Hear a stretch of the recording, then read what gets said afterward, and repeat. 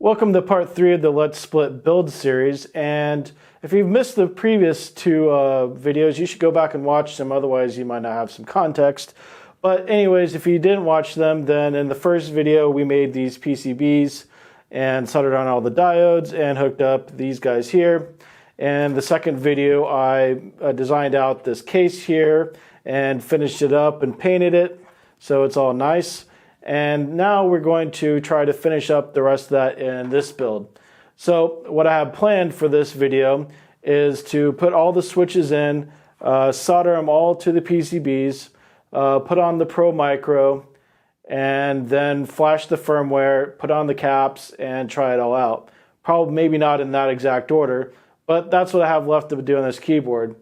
So let's get to it. So the first thing I'm going to do is I'm going to insert all the switches into the case.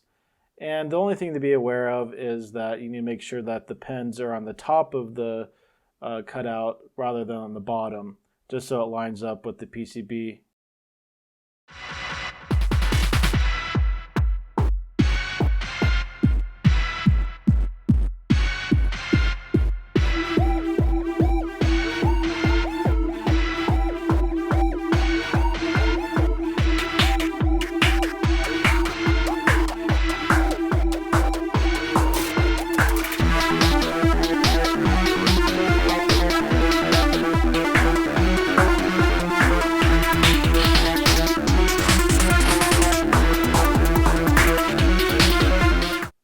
And the last switch is in.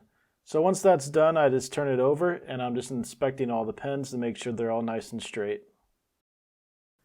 So once the pins are all nice and straight, I'm just going to take the PCB and lay it on top of everything. One trick that I'm also doing is I'm inserting the TRRS cable into the jack just so it supports the PCB, so I'm not putting the PCB too low, and it makes it so when I solder it that I guarantee that it's going to fit. So the last thing I'm going to do before I solder is I'm just going to make sure that by inserting the PCB that I didn't bend any pins and make sure it lines up all correctly. So I'm taking some tweezers and just going to bend everything that I see that's a little bit out of order.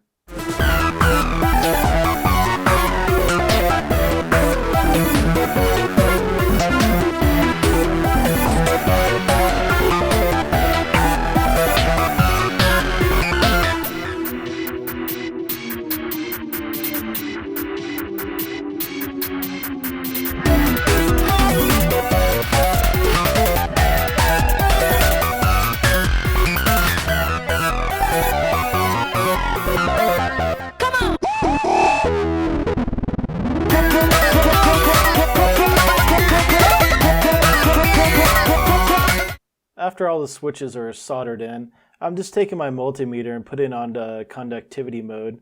And so I'm just putting both little probes on both sides where the pins are soldered and pressing down the keyboard, which toggles the switch. And this is just to make sure that everything was soldered correctly and we have a nice solid connection.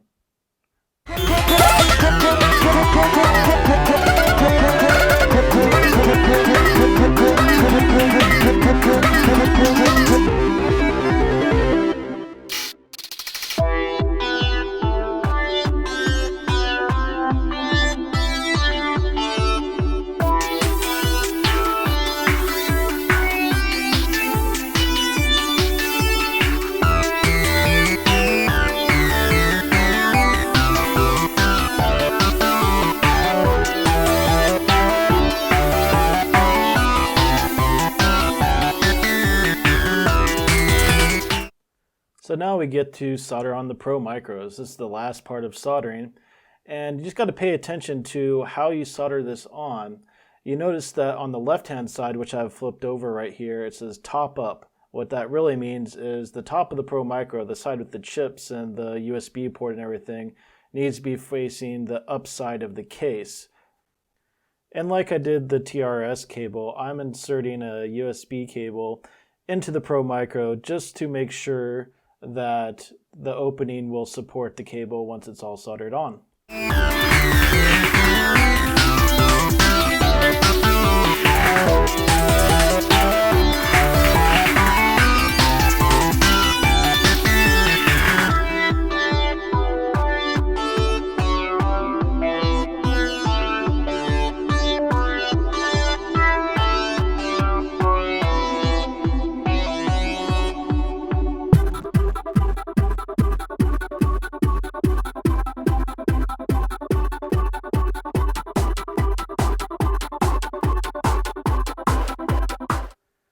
And now for the final part, which is putting on the keycaps.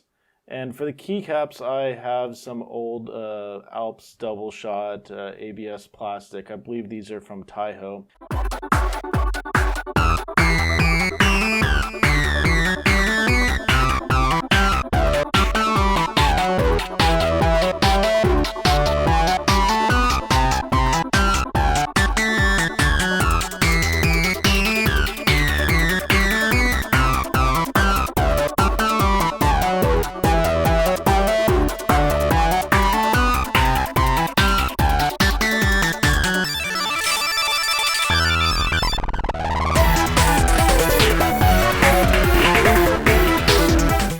Okay, so that actually wasn't the final part. When I tried to close the case, I found out that the header pins that came through the Pro Micro were bumping into the back of the case. So I just took some flush trim cutters and cut them down. So now the backs fit on correctly and fully were seated in the position. So I turned them around and I noticed that the keyboard slid a little bit. And this is an easy fix. I had some rubber feet that I had ordered as well, and I just put those on.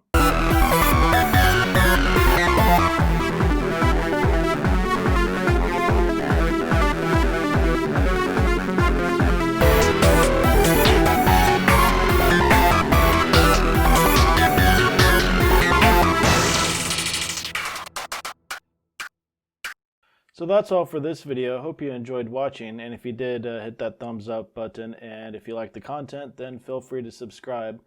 I will be making a review video on this. I'm not exactly sure when, but I'm going to give myself some time to play around with the keyboard and see how I like it before I give it an actual review. So thanks for watching, and I'll see you next time.